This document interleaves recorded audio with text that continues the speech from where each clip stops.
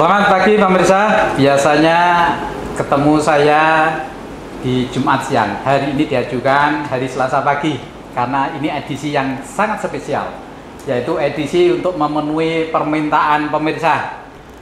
Ada pemirsa yang meminta podcastnya mengundang alumni dari SMK Jatirogo yang telah berhasil. Kali ini permintaan itu dipenuhi. Dan bintang tamunya sudah datang di depan kita, nanti kita akan perkenalan ya. Selamat datang Mas. Ya. Siapa Mas namanya? Budi Setiawan. Mas Budi Setiawan. Ini alumni tahun berapa? Jenengan lulus tahun berapa? Saya alumni tahun 2015. 2015 ya. Jurusan apa dulu? Jurusan TKR. Oh, TKR. Ini adalah alumni tahun 2015 di jurusan TKR yang hari ini berkenan meluangkan waktu untuk hadir di sekolah. Ini nanti yang akan saya ajak wawancara. Apa saja yang telah digeluti oleh Mas Budi ini. Mas, sekarang posisi kerja di mana? Sekarang posisi saya masih menunggu panggilan dari PAMA, Persada Nusantara. Kalau untuk kesibukan hari-hari, saya ada usaha kecil-kecilan.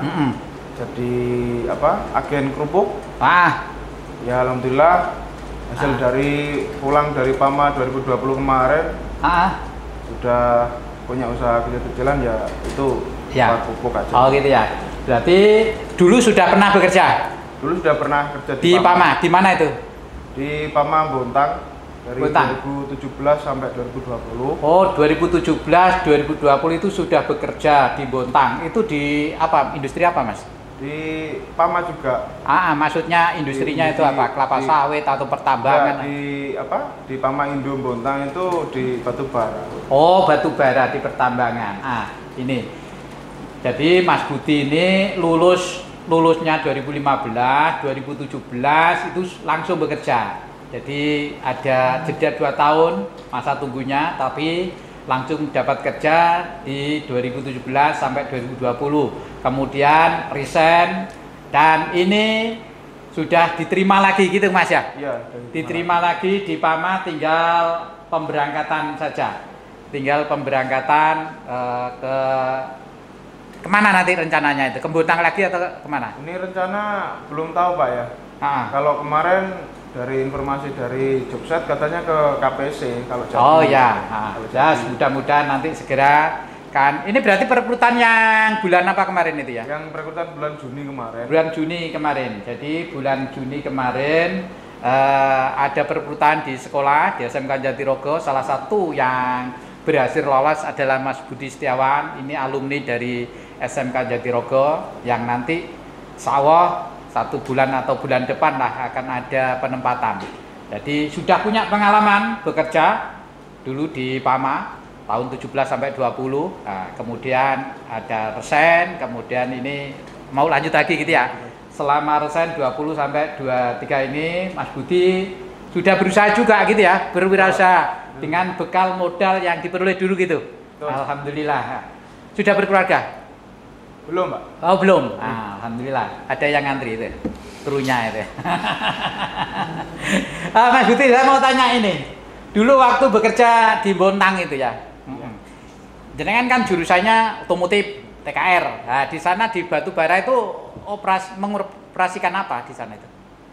Saya waktu di PAMA saya mengoperasikan HD 785. Apa itu HD itu? HD itu kapal keruk gitu? Tidak Pak, yang apa? Yang buat ngangkut batu bara sama batu. Dam truk besar itu toh? Iya. Oh begitu, ya pas lah jurusannya otomotif di bidang itu. Sehingga, itu pengalamannya selama 3 tahun ya itu? Iya Pak. Oh ya. Terus di sana itu dulu waktu bekerja, itu temannya dari SMK sini berapa orang?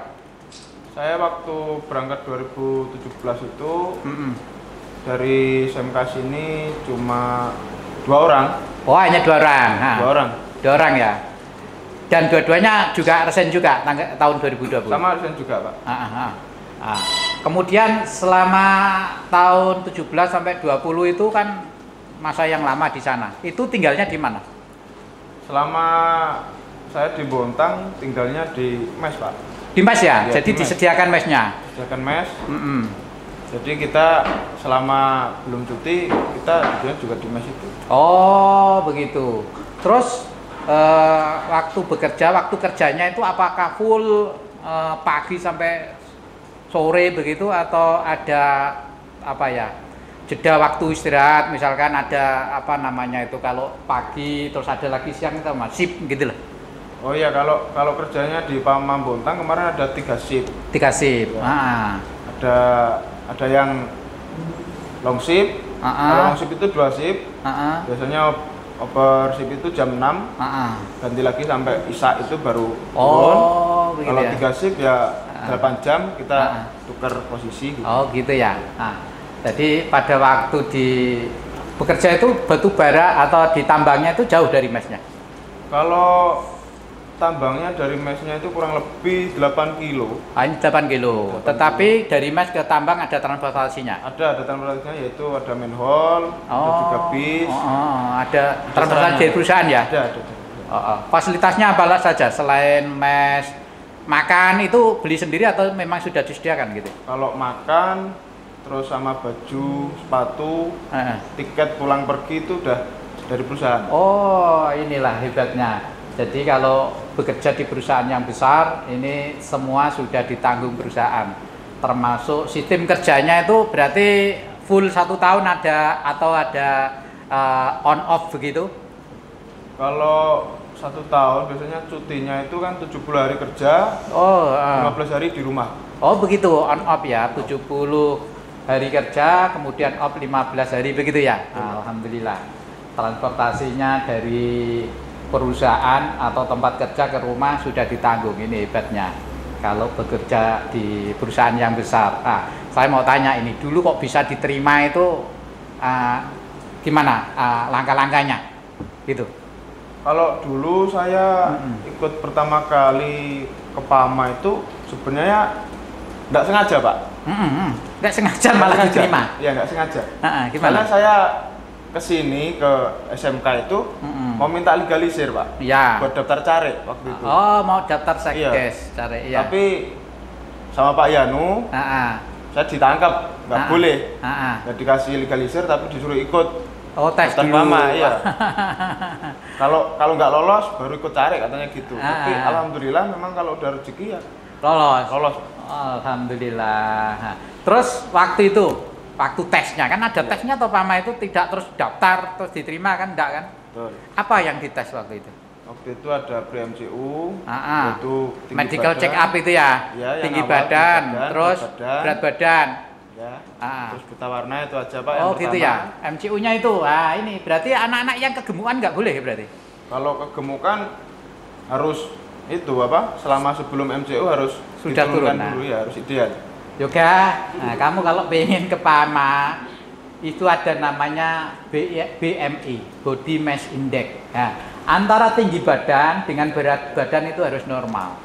Normalnya berapa? BMI itu biasanya adalah sekitar 20 sampai 24 hitungannya. Sekarang saya ini masih dianggap kegemukan. Dianggap Pak Dul kurus loh. Saya itu di BMI masih kegemukan. Tinggi badan saya 165, berat badan saya 65, itu masih BMI-nya lebih. Ya. Jadi anak-anak diingat ini kakaknya ini sudah merasakan bagaimana untuk mencari kerja itu tidak cukup pinter, tetapi kesehatan harus prima. Kesehatan prima itu ditunjukkan dari postur tubuh, tinggi badan dan berat badannya harus normal. Jadi jangan kalau masih muda itu jangan enak-enak terus makan sembarang tanpa olahraga. Akhirnya kalorinya tidak terbakar. Ya gitu ya, Mas? Ya, Pak. Nah, terima kasih informasinya. MCU penting. Sebelum MCU apa dulu tesnya itu? Pertama pre-MCU, habis itu psikotes. Psikotesnya apa itu yang ditanya? Psikotes biasanya cuma ya kayak apa? Antonim, sinonim. Terus teorinya itu ya? Iya, teorinya. Ada aljabar juga. Matematika saja dia. Matematika ada. Tes koran. Sekalian ada tes warteg. Sekaligus apa? Kayak kita di psiko itu ada kayak apa ya namanya? Punya inspirasi apa? Kita salurkan di situ juga. Ini penting bahwa untuk bekerja Itu tidak semua lulusan SMK terus bisa kerja di perusahaan, ya tidak. Karena lulusan SMK banyak, perusahaannya butuh. Nah, tidak semuanya yang mendaftar bisa diterima karena butuhnya tidak sama kuotanya. Yang daftar 1000, yang diterima hanya 100. Otomatis carilah 100 itu dari yang terbaik antara yang sudah baik. Salah satunya adalah kemampuan logika dari psikotes tadi, ya. Ada tes warteg. Warteg itu bukan warung Tegal.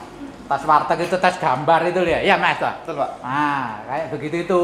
Nah, itu juga harus dipahami dan itu diperoleh karena mau belajar dulunya. Nah, Mas Budi itu dulu belajar. Sekolahnya dulu ya bolosan, Mas Sam.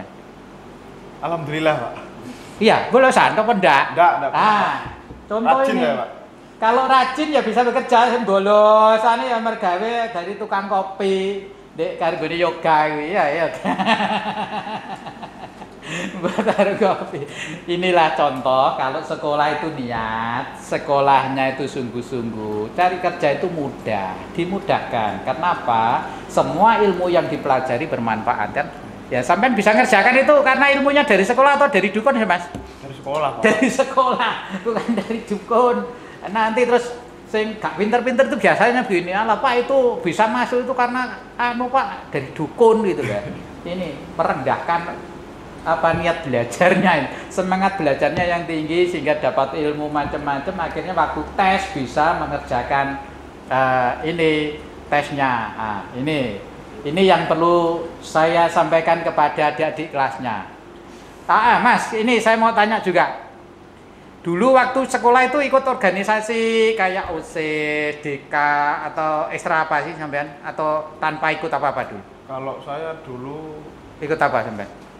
Saya ikut ikut OSIS. OSIS juga? Ya, OSIS juga, atlet juga. Atlet juga? Dulu ikut olahraga apa? Sepak bola, Pak. Oh, sepak bola. Terus menurut sampean ikut OSIS, ikut ekstra aktif di kegiatan itu ono manfaatnya tidak pada waktu sampean bekerja itu? Ada, Pak. Apa manfaatnya, Mas? Kalau waktu saya di OSIS sama di atlet itu, kalau di bekerja itu apa ya? Solidaritasnya itu loh, Pak. Oh, sudah terbentuk waktu jadi OSIS itu. OSIS. Rapat, terus kemudian ngomong-ngomong dengan temannya, kumpul. Mudah itu berbaur gitu. Mudah berbaur. Ini loh, untungnya Alia, siapa Alia? Nah, kamu kan ikut dewan toh. Nah, nanti kalau kerja kayak Mas Budi lu gampang, di sana juga mudah beradaptasi dengan temannya.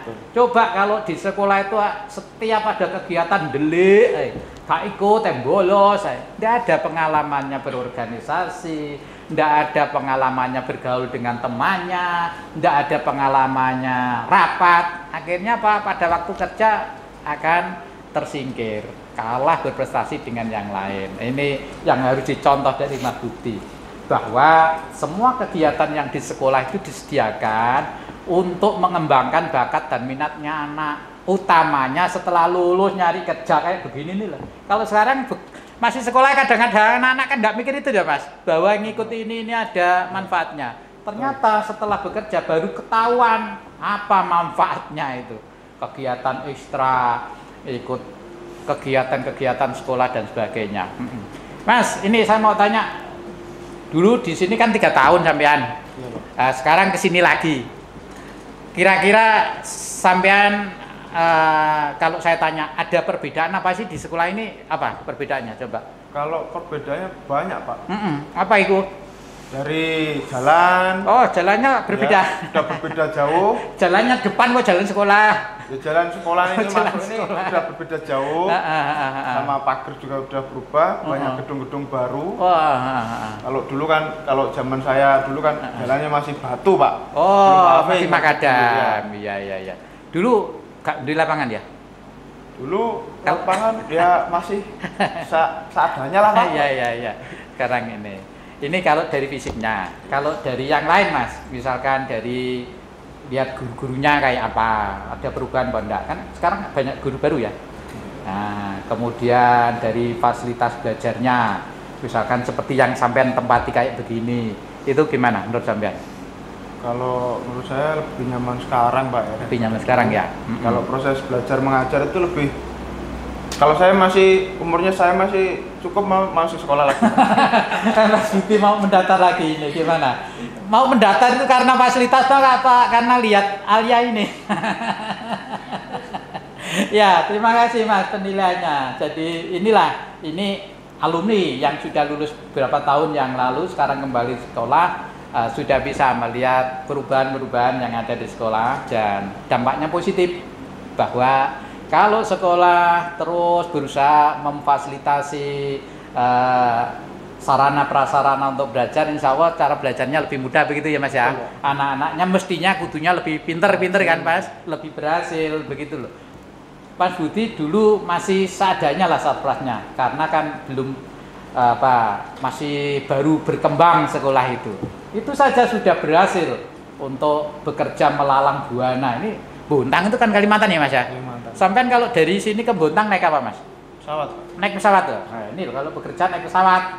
Enggak terus becak dari sini ke sana ya enggak. Nah, inilah keuntungannya kalau mempunyai wawasan yang luas bahwa orang itu tidak selamanya berada di lingkup kita, di lingkungan kita, di desa kita. Suatu saat harus pergi jauh. Nah, pergi jauh itulah yang terpenting adalah mempunyai wawasan. Walaupun jauh masih Indonesia, NKRI, harga mati lah itu simpen ya Mas ya. Mas ini saya mau tanya, selama bekerja dulu 3 tahun itu dan nanti insya Allah pengalaman disampaikan kan terpakai ini karena sudah dinyatakan lulus tinggal berangkat aja toh. Tantangan waktu kerja itu yang agak susah apa sih Mas? Biar adik-adiknya itu tahu. Kalau tantangan selama saya kerja di pertambangan itu cuma satu Pak. Apa itu? Itu cuma fatigue. Apa itu fatigue itu? Fatigue itu di saat kita kelelahan atau kita merasa ngantuk, itu pasti di situ banyak tantangannya Pak. Soalnya kalau kita lalai sedikit saja 1 detik, kita bisa melenceng itu kurang lebih 15 meter dari lokasi. Oh, inilah bahayanya. Jadi semua pekerjaan itu ada risikonya. Bagaimana kita bisa meminimalkan risiko? Ya harus konsentrasi kan gitu. Bagaimana bisa konsentrasi Mas? Kok sampean bisa konsentrasi selama 3 tahun kayak gitu? Istirahat harus cukup. Istirahat cukup. Pola makan juga harus diatur. Pola makannya diatur. Olahraga juga harus pasti wajib. Wah, di sana juga ada fasilitas itu olahraga. Ada fasilitas olahraga, sepak bola ada, futsal ada, voli ada. Bahkan kalau yang suka golf juga ada. Oh, ini kegemarannya Rifki ini golf ini. Ini jadi yang terpenting orang bekerja itu. Nah, ini yang disampaikan ini. Kalau sudah masuk kerja, yang terpenting adalah bagaimana menjaga kualitas pekerjaan itu. 1, tidak mudah lelah dalam bekerja itu. Belum apa-apa kalau saya lihat ini, kalau orang bekerja itu ya, apa yang kerjakan ini itu. Pagi itu bekerja, nanti jam 10 wis leren rokokan. Kerja lagi titik kamar kecil moyo. Terus nanti sebentar lagi berhenti lagi ngopi Mas. Jadi jam kerjanya itu tidak full. Banyak yang hilang. Kenapa? Karena tidak prima. Sehat tapi tidak prima. Nah, beda lah yang sehat ya. Sehat seperti saya sehat, orang batuk dan ini. Apakah saya prima? Lah kalau saya mampu berdiri bekerja selama jam 7 sampai jam 12 itu namanya prima kan begitu ya Mas?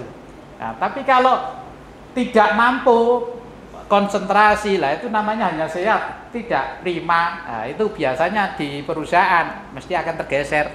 Kan begitu ya. Belum waktunya istirahat sudah minta istirahat. Pak, Pak capek gitu. Enggak ada ya gitu ya di perusahaan. Kalau memang kita di perusahaan kalau kita sudah merasa fatigue, kalau memang udah nggak bisa ditahan, kita dianjurkan untuk menepi Pak. Untuk kita izin. Lebih baik kita menepi daripada kita ngambil resiko. Ya, diizinkan. Tapi kan tidak setiap saat tidak izin. Setiap saat, ya. Ini yang penting. Kata-kata tidak setiap saat. Ya. Makasih Mas. Ini yang harus disampaikan kepada adik-adiknya.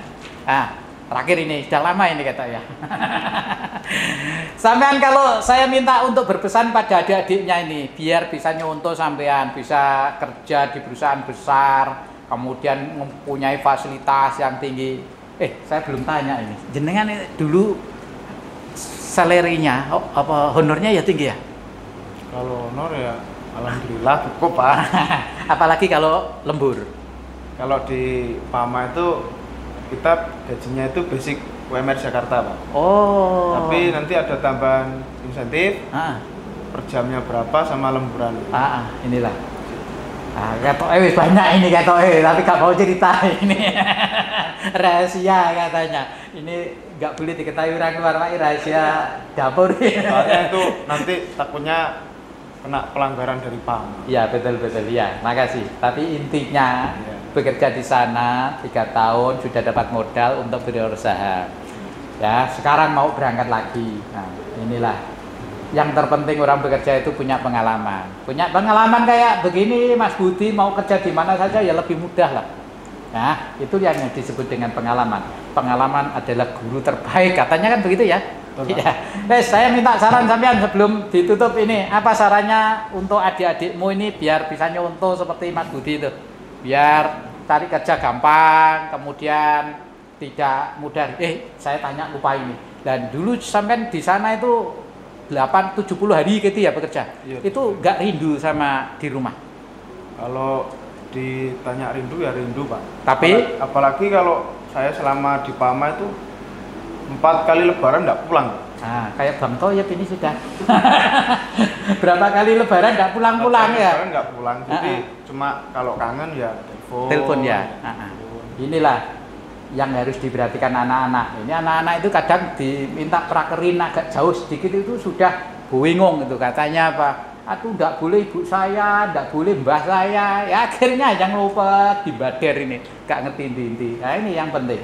Jadi hilangkan rasa itu. Dimanapun bumi dipijak, itulah tempatmu yang bisa untuk mendapatkan rezeki kan gitu ya. Yang penting berkelakuan baik kan gitu, Mas.